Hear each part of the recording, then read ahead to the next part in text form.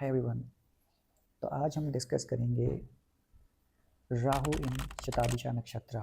जैसे कि आप सब लोगों को पता चल गया होगा कि पिछले कल यानी कि 23 नवंबर को राहु शताभिषा नक्षत्र में ट्रांजिट कर चुके हैं और ये यहाँ पे इस नक्षत्र में रहेंगे ऑलमोस्ट 10 मंथ्स, मतलब 1 अगस्त 2026 तक। अभी ये ट्रांजिट कैसे काम करेगा? देखिए, जब भी कोई प्लैनेट किसी नक्षत्र में या किसी हाउस में या किसी राशि में ट्रांजिट करता है, इसका मतलब कि वो उस राशि यानी कि ज़ोडिएक साइन के ऊपर या उस नक्षत्र के ऊपर अब वहाँ पे रोटेशन कर रहा है। स्पीड उसकी थोड़ी कम रहेगी, पर लेट्स से कि ये अर्थ है। इमेजिन करते हैं हम, ये अर्थ कोई साइन है या फिर कोई नक्षत्र है और यहाँ पे एक प्लैनेट आ रहा है, तो यहाँ पर इसकी स्पीड अब हल्की है। वाई? बिकॉज एक specific number of hours, number of days, number of weeks और नंबर ऑफ मंथ्स इसको यहाँ पर स्पेंड करने हैं। तो अब जब मैं कह रहा हूँ कि 10 महीने ये इस नक्षत्र के ऊपर रहेगा, इसका मतलब यहाँ से यहाँ का जो स्टार्ट टू एंड पॉइंट है ये 10 मंथ्स में कवर होने वाला है, राइट। तो अब राहु शताभिषा नक्षत्र में जाएंगे, 10 महीने तक इस नक्षत्र में ट्रांजिट करेंगे। क्या इफेक्ट होने वाला है? सबसे पहले तो ये समझेंगे कि शताभिषा नक्षत्र क्या है। आउट ऑफ द 27 नक्षत्रास, आप उसका एक शॉर्ट वीडियो आई थिंक मैंने पोस्ट किया यूट्यूब और इंस्टाग्राम पे, उसको चेकआउट कर सकते हैं कि 27 नक्षत्रास के अलग अलग रूलिंग प्लैनेट्स क्या हैं। राहु के पास भी 3 नक्षत्रास आते हैं और वो हैं आर्द्रा, स्वाति और शताभिषा। ये जो ट्रांजिट है ये शताभिषा नक्षत्र में है।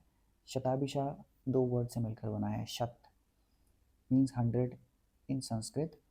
तो जब हम 100 डॉक्टर्स को या 100 स्पेशलिस्ट इन मेडिकल फील्ड में अगर एक साथ ले आएंगे, उनका अगर मैं एक ग्रुप बना दूँ, let's say we make a group और a society of those 100 specialists, 100 health care professionals, तो आप इमेजिन करिए कि कितनी हीलिंग पावर वहाँ से जनरेट हो सकती है, राइट। बिकॉज एक डॉक्टर क्या कर रहा है, they are healing you, they are healing your problems, your issues, your sickness, they are healing you mentally, physically, emotionally, हर तरह से वो हीलिंग करते हैं। तो शताभिषा नक्षत्र में हीलिंग जो है एक मेन थीम रहता है। सबसे पहला तो ये इस नक्षत्र की क्वालिटी है। इसका क्या मतलब है कि जो भी नेटिव या जो भी जातक या जो भी इंसान इस नक्षत्र में पैदा हुआ है, उसके अंदर एक नेचुरल हीलिंग एबिलिटी रहेगी। अब वो हीलिंग या तो बाय वे ऑफ स्पीच कर सकता है, by way of literal action, which means वो हेल्थ केयर प्रोफेशनल हो सकता है, योगा इंस्ट्रक्टर हो सकता है, हीलर भी हो सकता है। हीलर मीन्स अकल्ट हीलर हो सकता है, वो तंत्र मंत्रा के या अलग अलग साइंसेस के थ्रू आपकी हीलिंग कर सकता है। एंड या फिर by way of writing, he can be a writer also. आपने देखा होगा कभी कभी कोई ऐसी किताब आप पढ़ते हो या कोई ऐसा आर्टिकल आपको छू जाता है जिससे पढ़ने के बाद लगता है कि वो एक अलग ही लेवल पर हिट करा है आपको। मतलब यहाँ पे हिट करने के बजाय वो यहाँ आपके हार्ट पे हिट करता है, विच मीन्स कि वो एक बुक या वो एक आर्टिकल जिस तरह से आपको चेंज या ट्रांसफॉर्म कर सकता है, वो शायद आपको 100 लोगों से मिलकर भी ना हो। या वही अगर आप लेट्स से कोई एक काफ़ी क्रोनिक सिकनेस है आपको और काफ़ी सालों से आपको इलाज नहीं मिल रहा है और आप बहुत परेशान हो चुके हो, तो आप अलग अलग डॉक्टर्स, अलग अलग प्रोफेशनल्स के पास जाते रहोगे। पर let's say you met 100 doctors and then you find on one fine day एक और डॉक्टर आपको मिलता है एंड देन वो ज़्यादा कुछ नहीं बताता। लेट्स से आपको शायद वो यही बोलेगा कि पानी आपको इतने बजे पीना है या पानी के साथ आपको ये लेना है या ऐसे पीना है।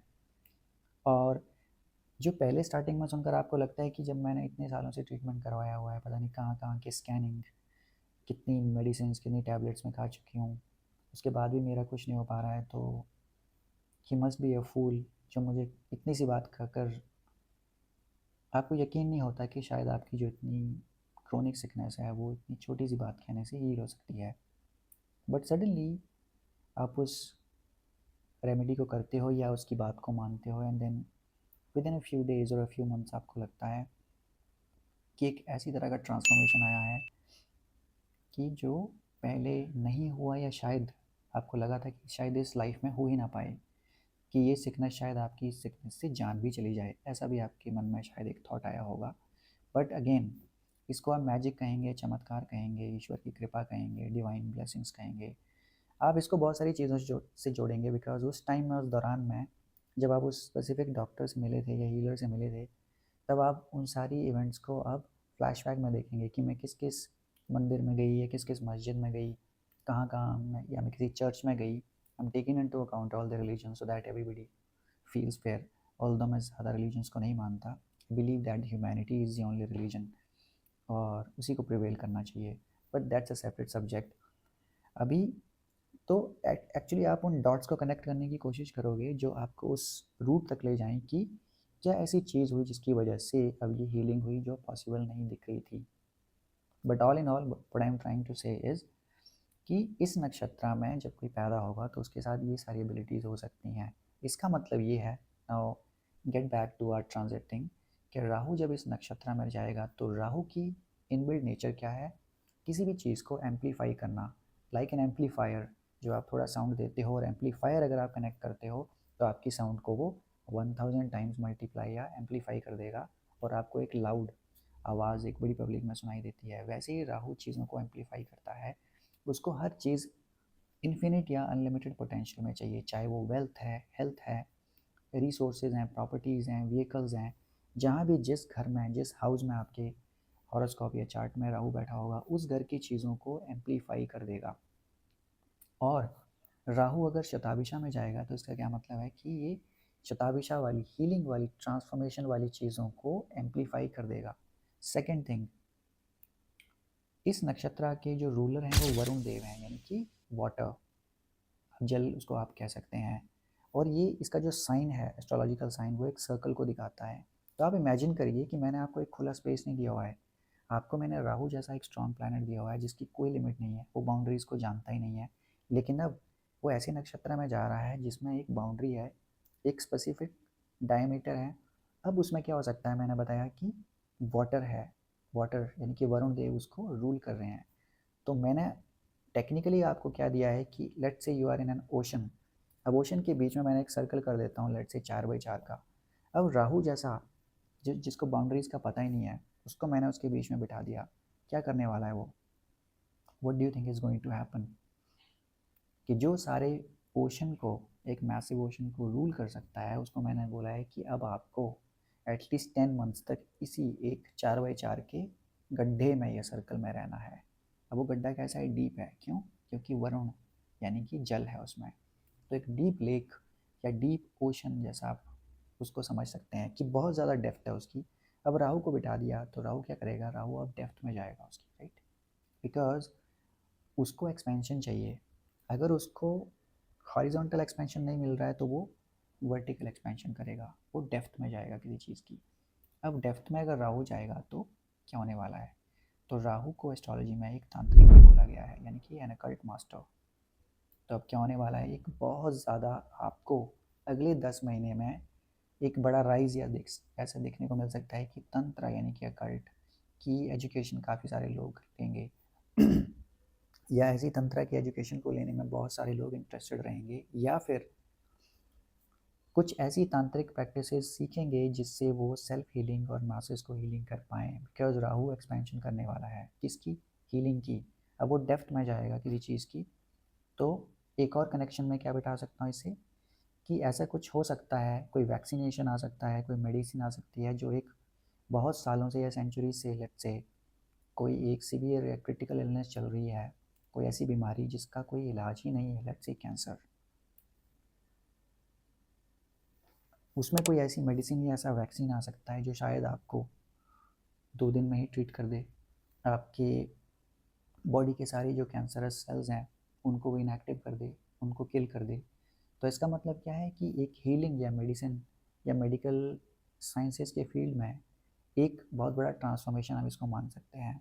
अगले 10 महीने में ऐसा कुछ आपको रिसर्च या इनोवेशन या इन्वेंशन या डिस्कवरी देखने को मिल सकती है। पहला ये है। सेकेंड, क्योंकि राहु डेप्थ में जा रहा है तो वो कहीं ना कहीं वाटर एलिमेंट को हम इंट्यूशन से भी जोड़ते हैं।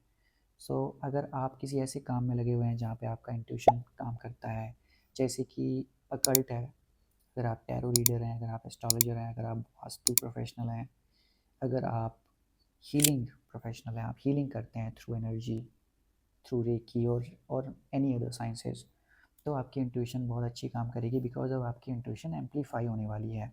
राहु स्पिरिट वर्ल्ड को भी दिखाता है, आई टोल्ड यू। तो आपका कनेक्शन स्पिरिट वर्ल्ड के साथ बहुत स्ट्रांग हो सकता है इन 10 महीनों में, या आप एक अच्छा कनेक्शन बिल्ड कर सकते हैं। ऑफ कोर्स अगर आप पहले से काम कर रहे हैं, आप मंत्र विज्ञान के ऊपर रिसर्च कर सकते हैं, या कोई ऐसा मंत्र आपको कहीं से मिल जाए, चाहे गुरु से मिल जाए, कि वो मंत्र आपकी ज़िंदगी बदल सकता है। हो सकता है उस मंत्र को आप जाप करना शुरू कर दें कि आप उस मंत्र की एनर्जी को सिद्ध कर लें, तो एक सिद्धि भी आप में आ सकती है, राहु सिद्धि भी देगा।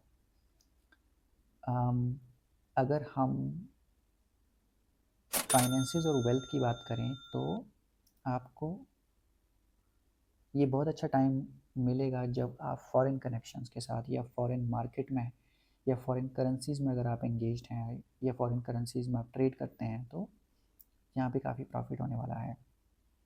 एंड नेक्स्ट, आपको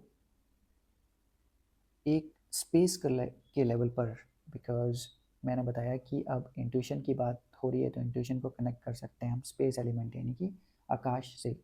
स्पेस के एरिया में आपको कुछ बहुत डीप एक्सप्लोरेशन देखने को मिल सकती है, विच मीन्स कि we talked about intuition and we talked about heightened intuition, कि बहुत ज़्यादा इंट्यूशन स्ट्रॉन्ग है। तो क्या हो सकता है, कोई बहुत ज़्यादा एक्स्ट्रा टेरेस्ट्रियल एक्टिविटीज़ आपको अर्थ पे देखने को मिल सकती हैं, विच मीन्स आपको ऐसी न्यूज़ देखने को मिल सकती है नेक्स्ट 10 मंथ्स में कि है बहुत ज़्यादा फ्रीक्वेंट बेसिस पर यूएफओज देखे गए हैं, एलियन शिप्स देखे गए हैं। आपको कोई ऐसी टेक्नोलॉजी या कम्युनिकेशन या ऐसा न्यूज़ मिल सकता है, let's say space x Elon Musk की कंपनी इस पर काम कर रही है, आपको ये भी पता चल सकता है कि they have been able to make contact with aliens. ये एक प्रोबेबिलिटी हो सकती है, क्योंकि अब हाइटेंड इंट्यूशन है, हाइटेंड नेटवर्क है, हाइटेंड कनेक्टिविटी है। राहुल सोशल मीडिया को भी दिखा रहा है, तो सोशल मीडिया के लेवल पे, कम्युनिकेशन के लेवल पे वो एक कनेक्शन या एंटीना वहाँ पे इस्टेब्लिश हो सकता है।